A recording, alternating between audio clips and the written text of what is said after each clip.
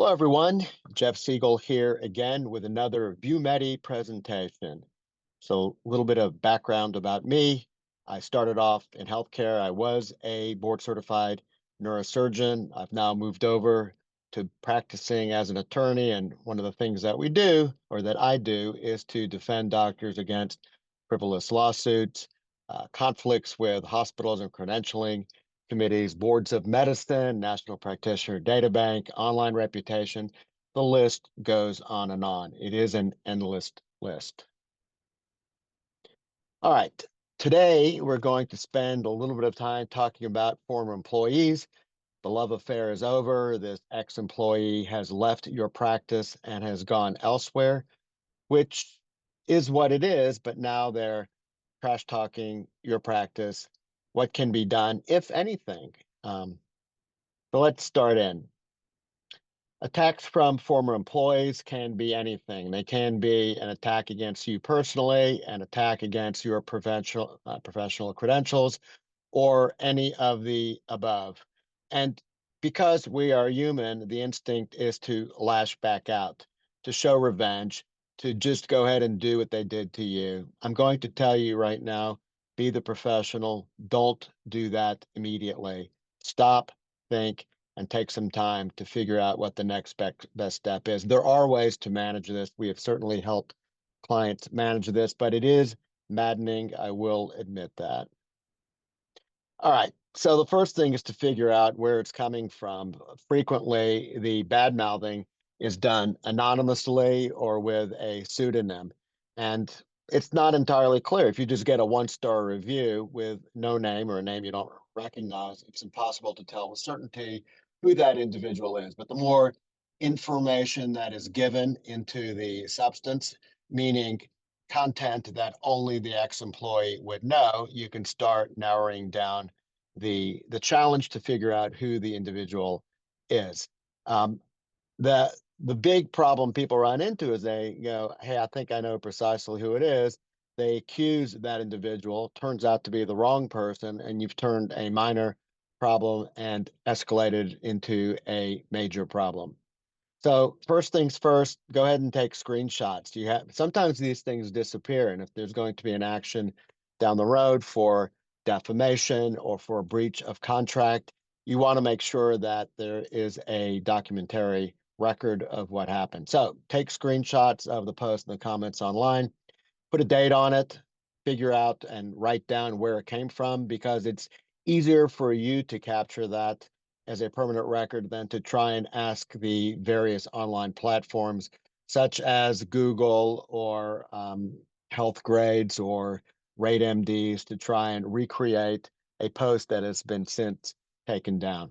And make sure you document the URL so you can actually get back to it if need be. All right, so now we've got to assess the content. Is it defamation? So defamation is a words which damage your reputation told to others. So words that damage your reputation told to others. And it has to be a false statement. It can't just be an opinion. So for example, if I'm board certified as a neurosurgeon, if someone says Segal is not board certified as a neurosurgeon, that's demonstrably provable as false. It's fiction. Because I am, it's a binary outcome. I either am or am not board certified, and in this case, I am. So if someone says I'm not, and I believe it damages my reputation, arguably I have a case for defamation. But one thing that is protected is an opinion, not a false opinion is not a false statement. So here's an opinion. I didn't like working with Segal. He was an ass.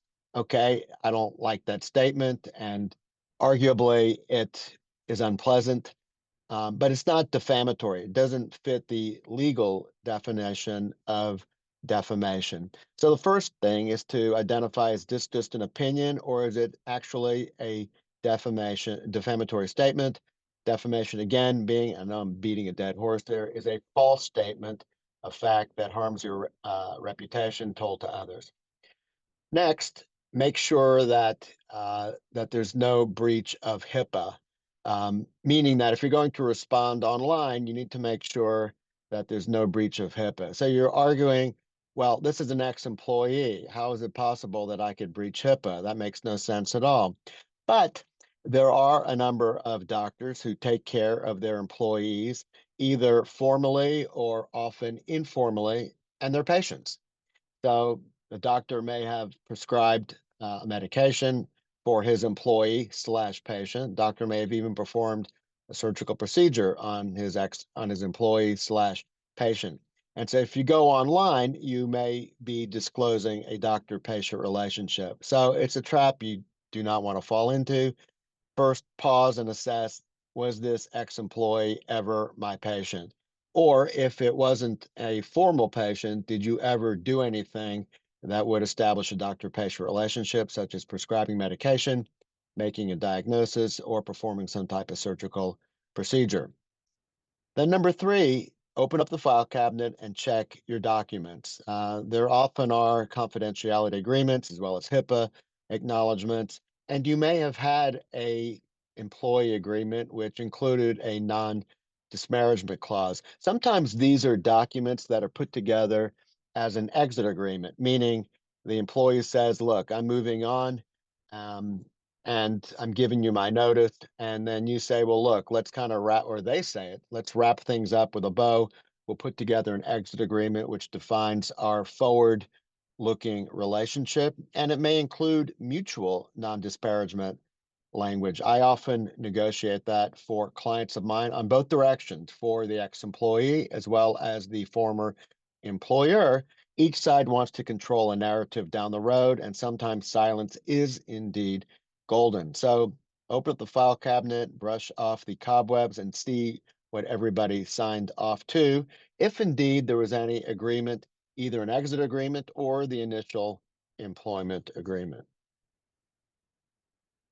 All right, so escalate appropriately and proportionately.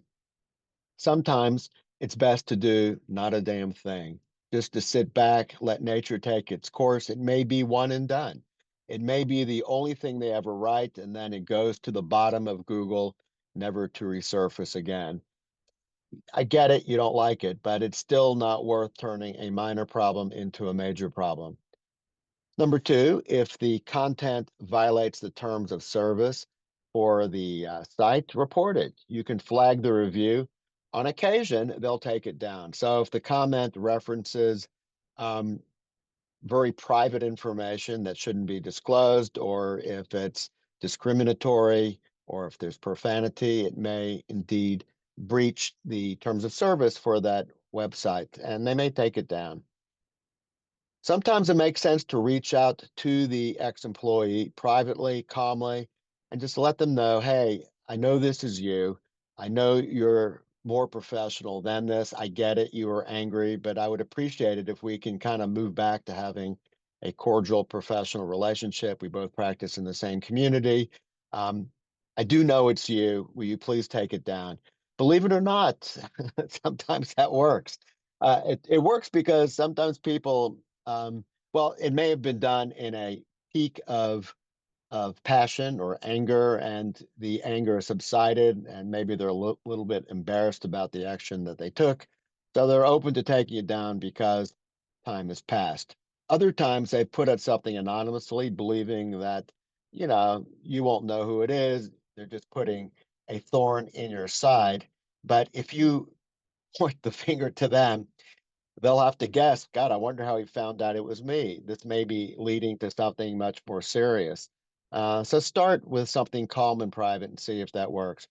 Then finally, if it truly is damaging and it is defamatory, meaning it fits the definition of a false statement, which damages your reputation, you consider getting a letter from an attorney. Not necessarily saying you escalate to file a lawsuit, but you are putting some gasoline into the fire here.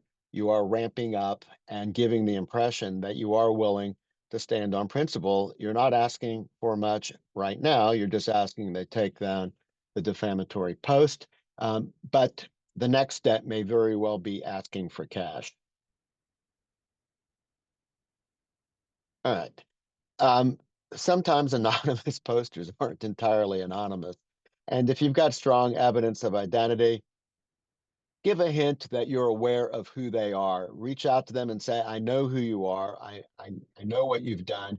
And this may be enough to get them to look in the mirror, have a conscience, and take it down. Does this always work? No. Have I seen it work? I have actually. The person who was posting anonymously thought that they, given that they posted it from a laptop on Wi-Fi using a VPN from Starbucks, they thought, how would anybody find out? But they stuck enough content in there, enough details in there to out them. So sometimes the more they stick in there, the more you have a pretty good idea of who it is. Reach out to them and just say, I know who you are. All right. We've alluded to this a little bit before. On the way out the door, there may be a way to wrap something up with a bow. If you want them to not trash talk against you, normally that's a mutual agreement. Both sides are buying silence. And what you can do is tie it to severance pay. So, for example, if the initial employment agreement is silent on severance pay, and either one of you can terminate the relationship with zero severance, you can tie a non disparagement agreement or clause to severance. So, for example, things aren't going well for the relationship. The other person has decided to leave, or you've decided to terminate. You could say, look, let's put this together. I am willing to give you some severance. It may just be a week of severance pay. It could be 2 weeks. It could be a month. That's just an X that fills in a blank, but you would add a non-disparagement agreement to it, a non-disparagement term.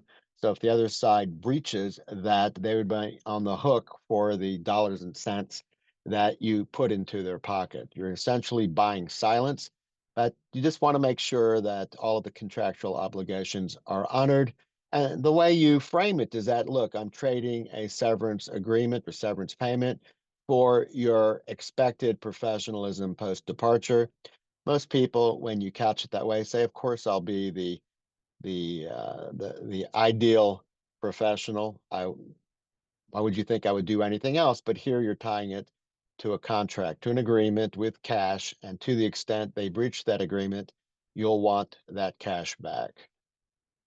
All right. So make sure that you maintain your professionalism.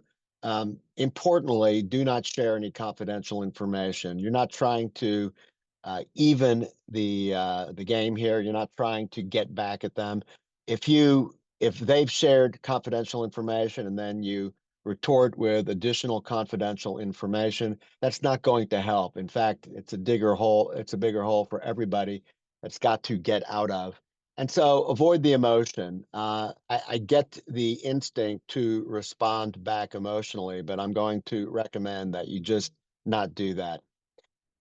Um, One and done. I mean, if you're going to respond, you could do it professionally online, but make it very generic and don't sound defensive. If you pile on and keep going back and forth, it looks like you have a chip on your shoulder.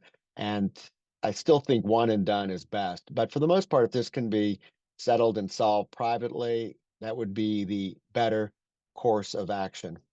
And next, if they're beating you up online with online reviews, the solution to pollution is dilution. So that means have a bank of positive reviews already posted by your happy patients so that you've got a buffer when you get the inevitable negative review. So if you've got, only 2 reviews that are out there and then your ex-employee post a third review, which is a 1 out of 5, yes, that's going to carry some reputational weight. On the other hand, if you've got, 150 mostly 5-star reviews, then you have this occasional 1-star review. It's probably not even going to be damaging at all. I would argue that the occasional negative review makes every other review look authentic. So having an occasional negative review isn't the end of the world. But if you start the process and plan for getting a negative review by making sure there's a buffer of positive reviews in the bank online, then you can, you don't have to sweat it. You'll sleep comfortably.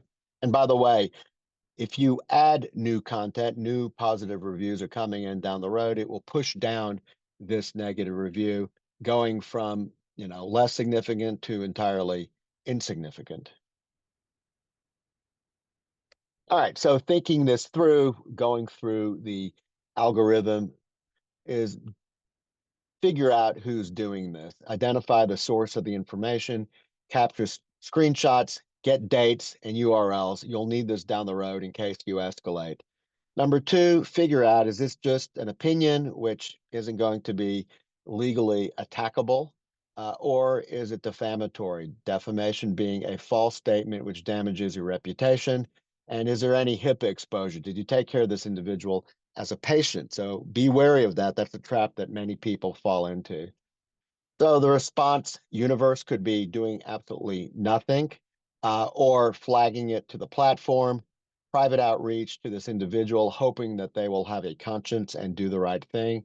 And finally, if it is defamatory, have an attorney pen a letter and then ship it out and see if that threat to escalate gets the type of action you're looking for. And if you want to protect your reputation long term and keep the ex-employee from becoming difficult and nasty, contracts do that either on the way in with an employment agreement, which has a non-disparagement term, but more likely and the more enforceable would be a contract on the way out, an exit agreement, oftentimes consideration such as severance pay to silence. And make sure you've got a bank of positive reviews that are out there. And if you have never thought about it before, now would be a good time, or certainly when you get the negative review, to counter that negative review with forthcoming positive reviews. All right, so let's wrap up. Nobody likes getting beaten up by an ex-employee. Be Show restraint. Make sure you've documented what it looks like so that you can pull it out down the road to demonstrate either to the review site or to an attorney what happened.